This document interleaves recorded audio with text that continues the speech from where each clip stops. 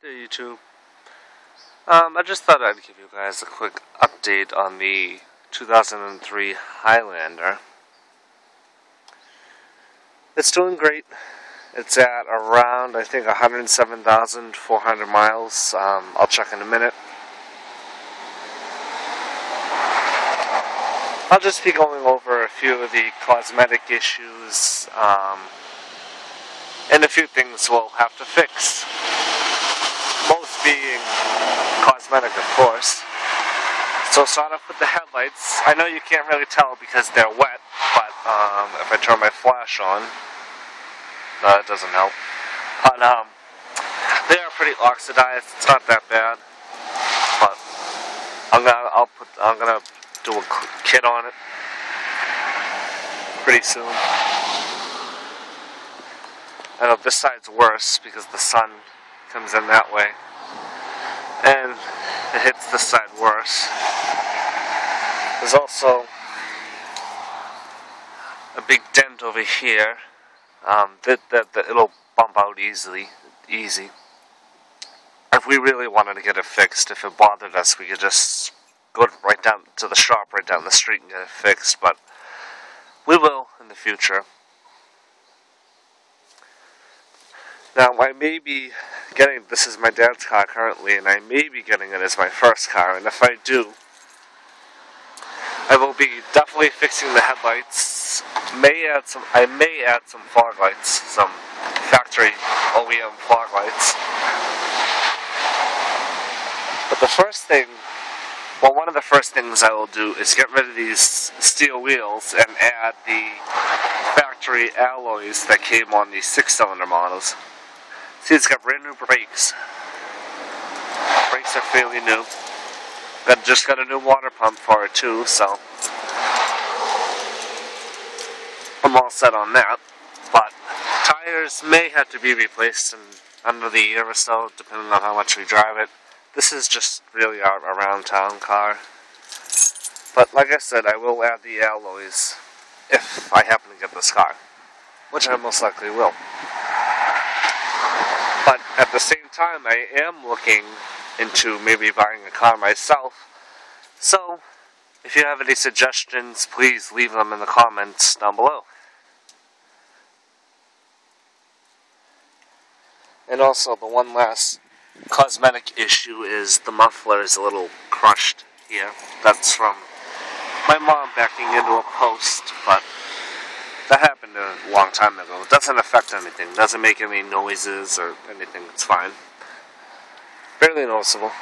I'll go ahead and start it up for you guys. It's an electric green metallic exterior. Ivory cloth interior. Getting to the interior. It's extremely dirty. If I get this car, I will add WeatherTech floor mats throughout the vehicle, because the New England winters just ruin these cars. Definitely will get a seat cover, or I may just order a new seat off of websites such as rockauto.com. If I do, I will get a leather seat. I do prefer leather over the cloth, at least on the Highlander, but if I don't do that, I will definitely get a seat cover. Over here, the cloth on the door is starting to come up. It's doing it on this side too, so I'll have to find a way to fix that. Despite the cosmetic issues, though, this Highlander isn't. Mechanically, it has given us zero problems, besides the sunroof. But that's partially my fault when I was cleaning the car off with the snow brush one day, and I decided to smack the sunroof, and all the glass got broken and fell into the motor somehow. But there's also a recall on them, and we haven't got it fixed yet. So for now, it only tilts up. It doesn't fully open. We did get the glass replaced though, and I will go ahead and apologize for the dinger that you're about to hear when I put the key in, because for some reason it's been sort of louder lately. I don't know why. But Your basic early 2000s Toyota key fob, lock, unlock, and panic.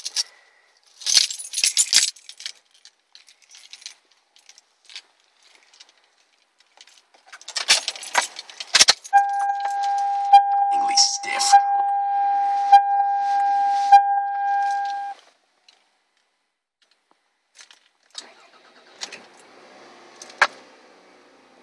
You can consider it a cold start. It hasn't been started in about a day. But let's see, 107,379 miles. It's done 46.4 miles throughout the past couple days. Like I said, it's an around town car. We don't do many trips with it.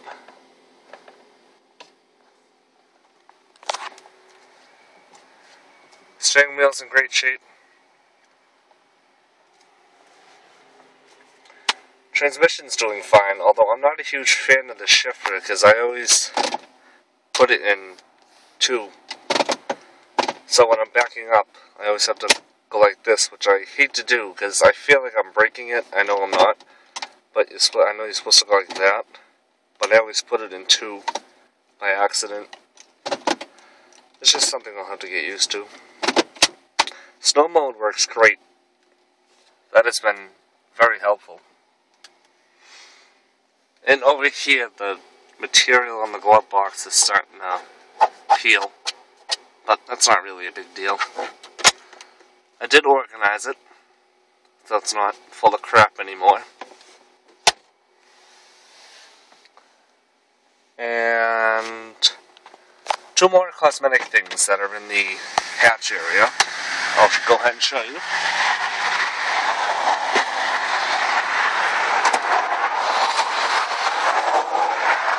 Yeah, the carpet is kind of stained, but I really don't care. That doesn't really bother me. Now, you can see the headliner is starting to sag over here and throughout all the back. And also, there's a hole in the roof here. But that's really more my dad's fault because we treat this SUV like a truck. It's only a mid-sized SUV and we treat it like a truck, so it's gotten worn down over the years, but it's still running fine. This bumper's got a little something on it. I don't know what that's all about. Taillights have been replaced.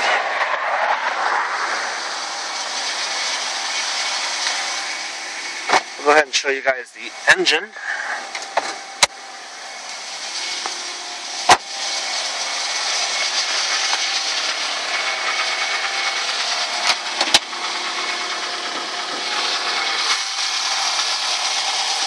.4-liter 4-cylinder, running fine, has given us 0 problems. Like I mentioned earlier, it just got a new water pump.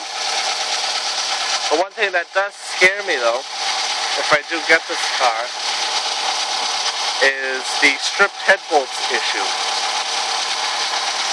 Let me go inside and explain that, so there's less noise.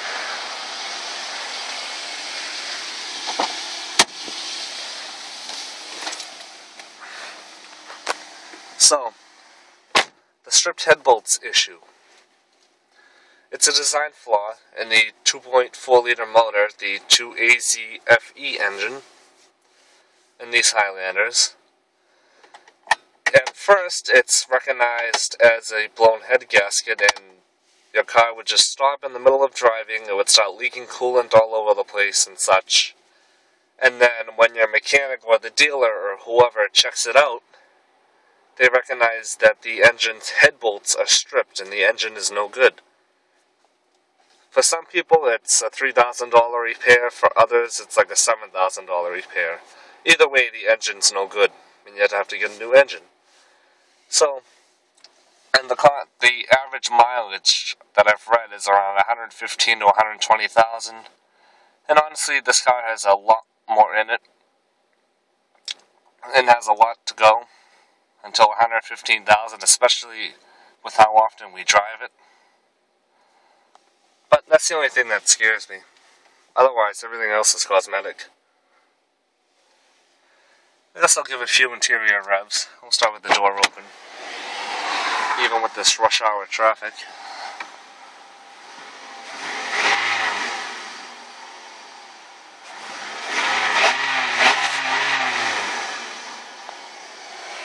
Still sounds great.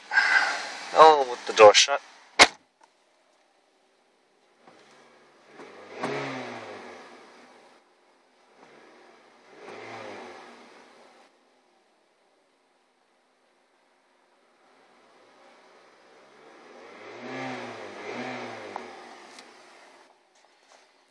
I'll go ahead and shut it down. And one last thing that I forgot that is sort of mechanical is, for some reason, the AC is colder on the passenger side than it is on the driver's side. I'm not sure why. We might have to recharge it. I don't know, but it doesn't seem to bother my dad. Because he hates the AC, he prefers to have the windows down. But it's whatever. Well, YouTube, that's all for now. Make sure to stay tuned for an updated full in-depth tour of this vehicle, as I'll try to make it better as my last one. And yeah, thanks for watching. I hope you enjoyed this update. Take care.